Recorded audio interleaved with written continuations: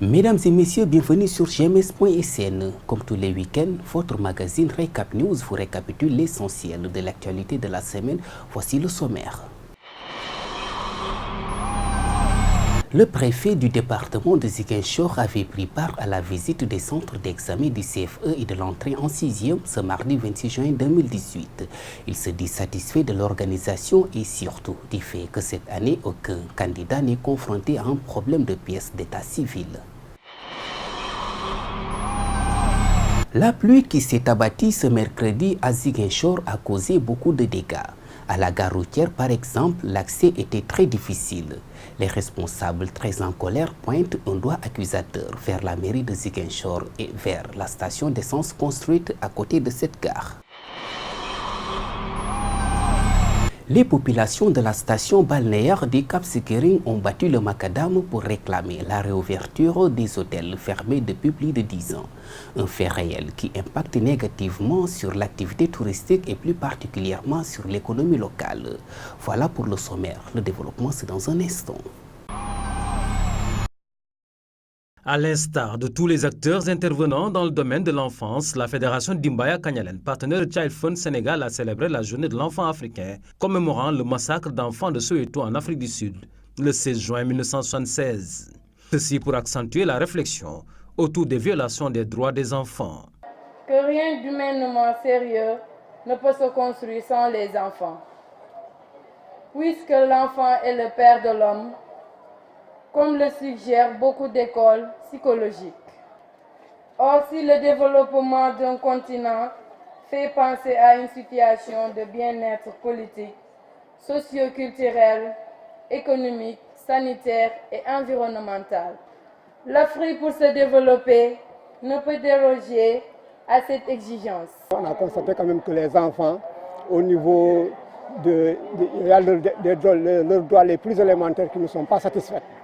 Et la fédération est en train d'œuvrer dans ce sens-là, à faire en sorte quand même que ces enfants puissent avoir quand même un acte d'état civil pour leur permettre quand même d'avoir un avenir radieux. Lier l'utile à l'agréable, c'est le pari réussi par les organisateurs qui, à l'occasion, sont parvenus à inscrire la finale départementale du génie en herbe de l'IEF de Ziguinchor dans ce programme. Le génie en herbe ne s'inscrit pas comme un simple jeu, mais il se veut plus axé sur la promotion des valeurs civiques et morales, et cela en parfaite conformité avec les finalités de l'éducation. On avait joué avec Amma le génie en herbe, mais cette fois-là, il nous avait battus. Mais cette fois-là, à la finale, nous les avons battus. Nous sommes venus ici pour faire génie en herbe avec Efa Kanjalan, mais on a commencé cette match très bien, mais eux, ils nous ont dépassés quand même. Mais on est très contents de leur combat parce qu'ils nous ont gagné, mais nous, on est très contents de cette match-là. Devant les autorités, les partenaires évoluant dans la protection de l'enfant et les parents, un diagnostic de la situation des enfants à Ziguinchor, de même qu'un fort plaidoyer auprès des autorités pour le respect des droits des enfants dans la communauté, ont fait l'objet de partage lors de cette 28e édition de la Journée de l'enfant africain et 30e édition de la Semaine nationale de l'enfant. Donc je confirme les mêmes analyses faites par l'inspecteur de l'éducation et de la formation. Nous avons constaté avec lui et avec vous-même que tout se déroule bien pour le moment. Donc nous touchons du bois. Je relève pour m'en réjouir le fait que cette année, tous les candidats sont titulaires d'une pièce d'état civil. Ça, c'est une prouesse importante qu'il convient de relever.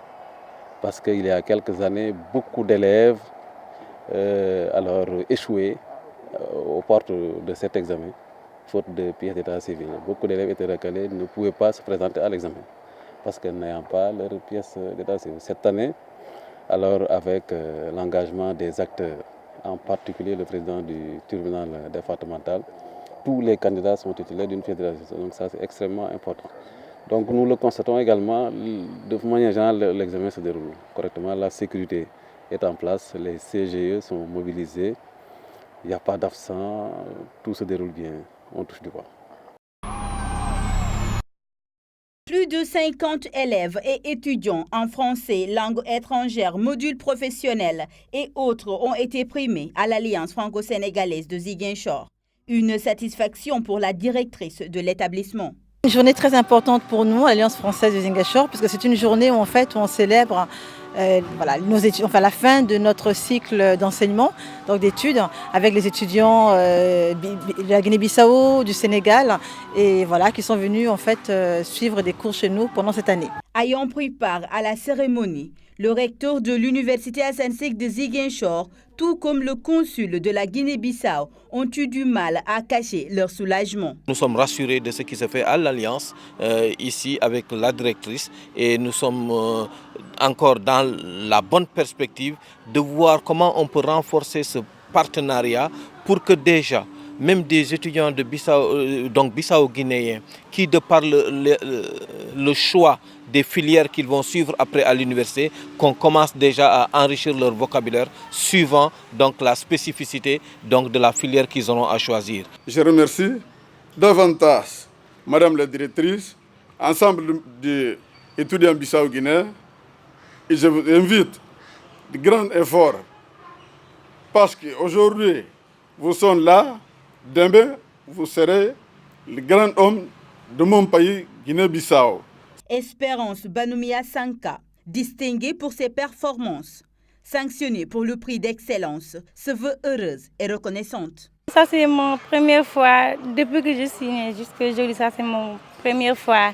Et tout ce que j'ai tenu aujourd'hui, c'est grâce à mes professeurs, spécialement à Madame Niane, qui est toujours avec moi depuis le premier jour que je suis à l'Alliance jusqu'à aujourd'hui. Et je voulais le remercier beaucoup de tout mon cœur. Je ne sais même pas comment vous dire. Je suis aujourd'hui très contente, très contente et aussi très fière de moi-même. Okay. Rappelez que l'essentiel de ces potages qui fréquentent régulièrement l'Alliance franco-sénégalaise de Ziguinchor pour des renforcements en français sont originaires de la Guinée-Bissau. L'accès à la gare routière de Ziguinchor était un vrai calvaire ce mercredi après la forte pluie qui s'est abattue dans cette localité, un orage qui n'a pas manqué de causer quelques dégâts. Nous avons des énormes problèmes. Vous voyez ce qui se passe derrière cette gare routière. Donc nous sommes assiégés dans cette gare routière. Ce que nous avons vu d'abord, c'est vraiment déplorable. Cette année, je crois que nous serons obligés de sortir dans cette gare routière. Parce qu'avec les deux petites pluies, déjà vous imaginez. Aujourd'hui, pourquoi d'abord l'eau n'est pas pu rentrer dans la gare routière? Parce qu'ils ont creusé des caniveaux. À partir de la station, entre la station et comment dire, là où il y a le blocus. Mais quant à la gare routière, les fosses ont déjà été vidées. Mais le sable n'est pas, ce qui veut dire que ça va retourner. En plus de l'inondation causée par la pluie de ce mercredi, l'insécurité règne aussi dans cette gare routière de Ziguinchor. À partir du mois d'avril, qu'on les avait commencé de les envoyer des correspondances. Et ils nous avaient même convoqué à la réunion où nous avions tenu une réunion avec l'administration de la mairie en nous donnant des propositions, nous donnant des soi-disant qu'il y a des, je ne sais pas, Union européenne qui viendra occuper le problème de la gare routière. Vous voyez avec la gare routière, l'insécurité qui règne dans cette gare routière. L'eau poteau, il n'y a qu'une seule lampe qui allume. Et maintenant à l'hivernage, au moment où nous voyons il y a coupure de courant. Maintenant ceux qui sont les milliers et des milliers de chauffeurs qui y sont, comment ils vont passer la nuit ici? Les restaurants, vous avez vu, rentrer dans la gare routière, tout est inondé. Les responsables de cette gare routière promettent de faire une marche et de prendre des mesures nécessaires si aucune solution n'est apportée à leur doléance.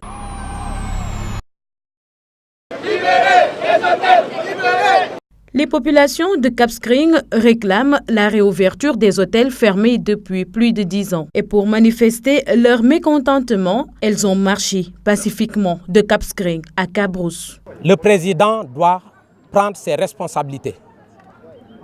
Nous sommes dans une république. C'est lui le président. Les populations sont fatiguées. Les gens demandent la réouverture des hôtels. Il n'a qu'à ouvrir les hôtels. Surtout qu'il y a des gens qui sont là, qui sont prêts à investir. Ils sont venus avec beaucoup d'argent, ils sont prêts à investir. Il n'a qu'à ouvrir les hôtels, libérer l'espace pour que ces gens-là puissent s'installer, faire du profit, mais également pouvoir permettre à l'économie locale de tourner. La fermeture de ces hôtels déteint sur l'activité touristique et économique de la zone. Le potentiel est immense au niveau de ce département. Et malheureusement, le développement, ce n'est pas que du béton et du ciment, mais c'est également l'économie. Parce que c'est ce qui va permettre aux ménages d'envoyer leurs enfants à l'école, de pouvoir se soigner et d'avoir un niveau de vie décent. Et c'est la raison pour laquelle je suis venu aujourd'hui défendre les intérêts des populations. Nous avons les plus belles plages du Sénégal, nous avons les Bolons. Donc, pour la plaisance, il faut permettre aux gens de venir, de rouvrir les hôtels, surtout qu'il y a des bailleurs qui se manifestent, qui sont intéressés par la réouverture des hôtels. À la fin de cette marche pacifique, un mémorandum a été rendu au sous-préfet de Cap-Rousse qui promet de transmettre les doléances acquis de droit. Votre mémorandum qui nous a été remis sera traité, analysé, exploité, transmis à qui de droit, suivi avec une attention particulière. La réouverture de ces établissements tels que Hôtel Cap-Rousse, Hôtel Savannah demeure de jour en jour une préoccupation des populations. Voilà qui met fin à ce magazine. Merci de l'avoir suivi. Passez un excellent week-end et à la semaine prochaine.